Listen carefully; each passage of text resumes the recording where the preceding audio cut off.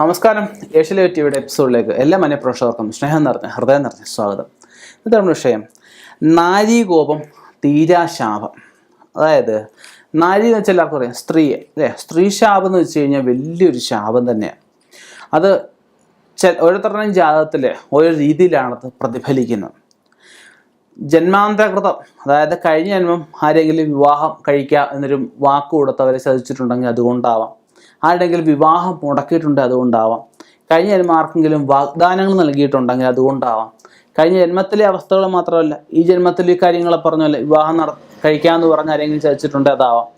വസ്തു കൊടുക്കാം, അല്ലെങ്കിൽ വഴി കൊടുക്കാം, അല്ലെങ്കിൽ അവർക്ക് ആഭരണങ്ങൾ കൊടുക്കാം, അല്ലെങ്കിൽ എന്തെങ്കിലും വസ്തുക്കൾ കൊടുക്കാമെന്ന് വാഗ്ദാനം ചെയ്തിട്ട് കൊടുക്കാത്ത അവസ്ഥയിൽ ഒക്കെ നമുക്ക്, അതുപോലെ സ്ത്രീകളുടെയൊക്കെ അമ്മയാവാം, ഭാര്യയാവാം, പെങ്ങളാവാം, സുഹൃത്തുക്കളാവാം, അയൽക്കാരാവാം, അവരുടെയൊക്കെ മനസ്സ് ദണ്ണിപ്പിച്ചിട്ടുണ്ടെങ്കിൽ ചില നക്ഷത്രക്കാർ, ചില പൂരാടം പറയുന്നുണ്ട്, ഉത്തര നക്ഷത്രം പറയാറുണ്ട്, അതുപോലെ തന്നെ ആയില്യ നക്ഷത്രം പറയാറുണ്ട്, പൂരിട്ടാതി നക്ഷത്രം പറയാറുണ്ട്, അതുപോലെ ഭരണി പറയാറുണ്ട്. അപ്പം ഇങ്ങനെയൊക്കെയുള്ള ചില നക്ഷത്രക്കാർ അവർക്ക് ഈശ്വരാധീനം കൂടുതലായിരിക്കും. അങ്ങനെയൊക്കെ ഉള്ളവരുടെ മനസ്സ് നമ്മൾ ദണ്ണിപ്പിച്ച് കഴിയുമ്പോൾ അവർക്ക് ഒരു ശാപം നമുക്കുണ്ടാവും. ആ ശാപം അത് പുരുഷന്മാർക്ക് മാത്രമല്ല, സ്ത്രീകളെ ഈ പറഞ്ഞ ഒരു സ്ത്രീ മനസ്സ് ദണ്ണിപ്പിച്ചിട്ടുണ്ടെങ്കിൽ ആ സ്ത്രീകൾക്കും ഈ പറഞ്ഞ വിഷയങ്ങൾ ബാധിക്കാം. അത് വിവാഹത്തിനെ ബാധിക്കും. വിവാഹം നല്ല ബന്ധമൊന്നും വരാതിരിക്കുന്ന അവസ്ഥ, വിവാഹ നിശ്ചയം എത്തിയിട്ട് മുടങ്ങിപ്പോകുന്ന അവസ്ഥകൾ, അതുപോലെ തന്നെ നമുക്ക് സ്ത്രീകളെ കൊണ്ട് മാനസിക വിഷമം അനുഭവിക്കേണ്ടി വരുന്ന അവസ്ഥകൾ, നമ്മൾ സ്ത്രീകൾ നിമിത്തം നമ്മൾ കുറ്റക്കാരാക്കപ്പെടുക, ഒരു സ്ത്രീകൾ നിമിത്തം ധനനഷ്ടങ്ങൾ ഉണ്ടാവുക, സ്ത്രീകൾ നിമിത്തം മനപ്രയാസങ്ങൾ ഒഴിയാതെ നിൽക്കുന്ന അവസ്ഥകൾ വരിക, ദിവസവും നമുക്ക് അപകീർത്തി ഉണ്ടാവേണ്ടതിന് പകരമായിട്ട് നമുക്ക് അല്ലെങ്കിൽ നമുക്ക് താഴോട്ട് പോവുക. ഉന്നമനമല്ല ഉണ്ടാകുന്നത്, സമുന്നതിയല്ല നമുക്കുണ്ടാകുന്നത്, ഉന്നതി ഇല്ലായ്മ അല്ലെങ്കിൽ നമുക്ക് താഴോട്ട് പോകുന്ന അവസ്ഥ ഉണ്ടാവുക. ഇതൊക്കെ നമുക്ക് സ്ത്രീ ശാപം അല്ലെങ്കിൽ നാരീ ശാപം കൊണ്ട് ഒക്കെ നമുക്ക് ഉണ്ടാകാവുന്ന അവസ്ഥയാണ്.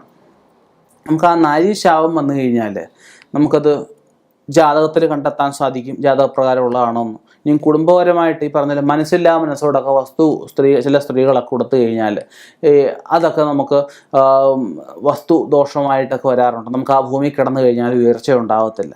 അപ്പം അങ്ങനെയുള്ള ഏത് തരത്തിലുള്ള നാരീകോപമായാലും അല്ലെങ്കിൽ നാരീ ശാപമായാലും നമുക്കത് തീരാത്ത ദുരിതങ്ങളെ, നമുക്ക് പല വിധത്തിലുള്ള കഷ്ടപ്പാടുകളെ, പല വിധത്തിലുള്ള നമുക്ക് പ്രയാസങ്ങളെ, പല വിധത്തിലുള്ള പ്രതിസന്ധികളായിട്ടൊക്കെ നമുക്ക് വന്നു വരാം. അപ്പം അതിനൊക്കെ നമുക്ക് ചെയ്യാനുള്ള കാര്യങ്ങളെന്ന് വെച്ച് കഴിഞ്ഞാൽ ജാതകപ്രകാരവും ജ്യോതിഷപ്രകാരവും ചിന്തിച്ചിട്ട് മനസ്സിൻ്റെ കാര്യമായിട്ട് ചന്ദ്രനെയാണ് പറയപ്പെടുന്നത്.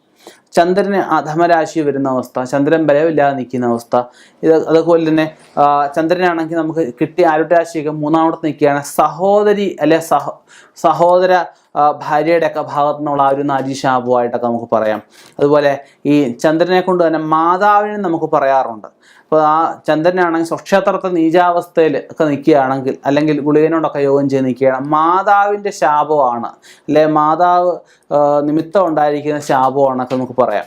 അതുപോലെ തന്നെ നമുക്ക് ഈ പ്രായമായിട്ടുള്ള ഇപ്പം അമ്മുമ്മ അങ്ങനെയുള്ള പറയാം, വലിയമ്മൂമ്മ, ചെറിയമ്മൂമ്മ, അങ്ങനെയൊക്കെ ഉള്ളവരുടെ ശാപങ്ങൾ എന്ന് പറയാറുണ്ട്.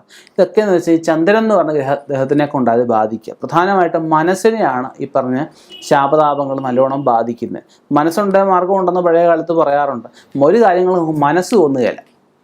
അപ്പോൾ അതിന് ഒരുപാട് പ്രതിവിധികൾ ജ്യോതിഷപ്രകാരം പറയാറുണ്ട്. നമുക്കിപ്പം ചെറിയ രീതിയിൽ ചെയ്യാമെന്ന് വെച്ച് കഴിഞ്ഞാൽ, നമുക്ക് ആരുടെയെങ്കിലും ശാപം ഏറ്റുവാങ്ങി ഇന്നവരാന്ന് നമുക്ക് അറിയാമെന്നുണ്ടെങ്കിൽ അവരോട് ആദ്യം നമുക്ക് ഈ ഒരു കൊച്ചു കുട്ടിയോടായപ്പോൾ തെറ്റ് ചെയ്തിട്ടുണ്ടെങ്കിൽ നമുക്ക് ക്ഷമ ചോദിക്കാൻ മടി വിചാരിക്കേണ്ട ആവശ്യകതയില്ല. അപ്പോൾ അവരോട് ക്ഷമാപണം ആദ്യം നടത്തുക.